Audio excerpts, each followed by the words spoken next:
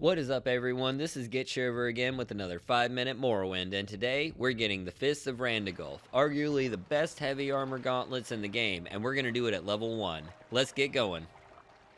Now, this is a bit north of where we left off last time. You'll need to get to Gnar Mach, and the easiest way is by boat, as there's no silt strider. What is this about? Wow, you are nosy. Now that we're here, we're going to leave as quickly as possible. We need to run up the coast to a peaceful little cave known as Ilanibi. Now, if you've played the main quest of Morrowind, there's a chance you groaned internally at that. But rest assured, the toughest enemies we'll face are crazed naked troglodytes wielding spiked clubs, and that's no worse than an average day on Reddit.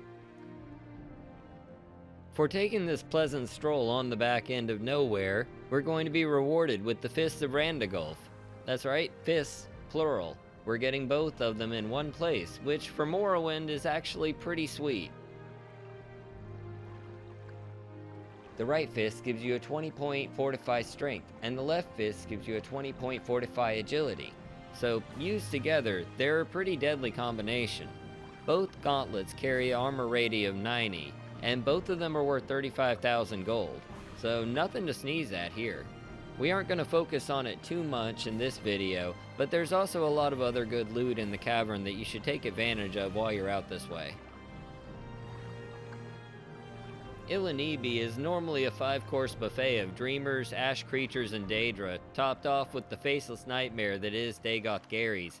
No spoilers about him today though, or any of the ash creatures in Daedra, since they don't even bother to show up until you hit level 3.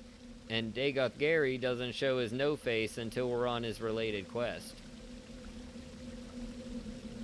There's still going to be some dreamers in here, but with the Lord's Mail and our bound longsword, we've got nothing to worry about from them. When you get into the cave, you just want to head south through the carcass of the saint. When you come to a 4-way split, you want to take the right-hand path, and just follow that on around. It'll curve down to the south before long. The next location we're going to come to is called Morrowind's Spine.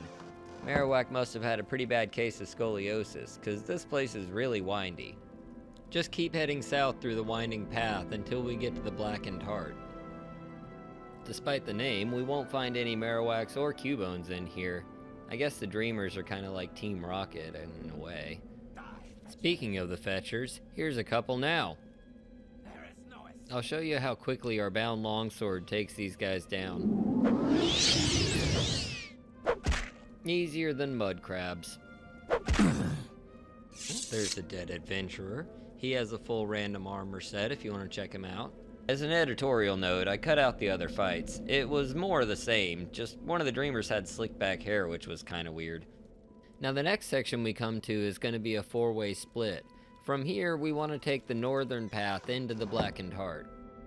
Unlike the previous areas, the Blackened Heart is rather convoluted, with side passages branching off either way.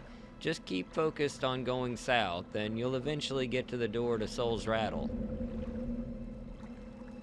You'll know you're in the right place when you come across this staircase with the sconces on either side. Just go straight up and take the left at the end for the next door.